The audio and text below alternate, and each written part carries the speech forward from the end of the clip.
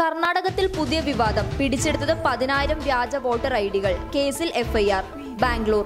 കർണാടക നിയമസഭാ തിരഞ്ഞെടുപ്പിന് 3 ദിവസം മാത്രം ബാക്കി നിൽക്കെ പുതിയ വിവാദം. ബാംഗ്ലൂരിൽ നിന്ന് 10,000-ഓളം വോട്ടർ ഐഡി കാർഡുകളാണ് പിടിച്ചെടുത്തത്. വടക്കൻ ബാംഗ്ലൂരിലെ ഫ്ളാറ്റിൽ നിന്നാണ് വോട്ടർ ഐഡി കാർഡുകൾ പിടിച്ചെടുത്തിട്ടുള്ളത്.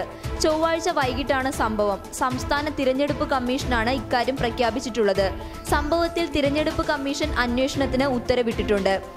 ഫ്ളാറ്റിൽ വ്യാജ വോട്ടർ ഐഡി കാർഡുകൾ സൂക്ഷിച്ച സംഭവത്തിൽ കോൺഗ്രസ് എംഎൽഎക്ക് പങ്കുണ്ടെന്ന് ആരോപിച്ച ബിജെപി രാജരാജേശ്വരി നഗറിലെ തിരഞ്ഞെടുപ്പ് റദ്ദാക്കണമെന്ന ആവശ്യം ഉന്നയിച്ചിരുന്നു.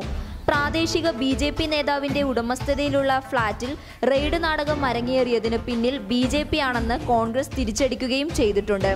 വ്യാജരേഖകൾ ഇട്ടത് ബിജെപി ആണെന്നും കോൺഗ്രസ് ആരോപിക്കുന്നു. അർദ്ധരാത്രിയിൽ വിളിച്ചു ചേർത്ത വാർത്താ സമ്മേളനത്തിലാണ് chief electoral officer Sanjeev Kumar വ്യാജ വോട്ടർ ഐഡി കാർഡുകൾ കണ്ടെടുത്തതായി പ്രഖ്യാപിച്ചത്. 10,000-ഓളം വോട്ടർ ഐഡി കാർഡുകൾക്ക് പുറമെ വോട്ടർമാരുടെ പേര് ചേർക്കുന്നതിനുള്ള പട്ടികയും പിടിച്ചെടുത്തിട്ടുണ്ട്. തിരഞ്ഞെടുപ്പ് കമ്മീഷൻ ഉപയോഗിക്കുന്ന അതേ നിറത്തിലുള്ളതിന് സമാനമായ പട്ടികയാണ് കണ്ടെടുത്തിട്ടുള്ളതെന്നും തിരഞ്ഞെടുപ്പ് കമ്മീഷൻ ചൂണ്ടിക്കാണിക്കുന്നു.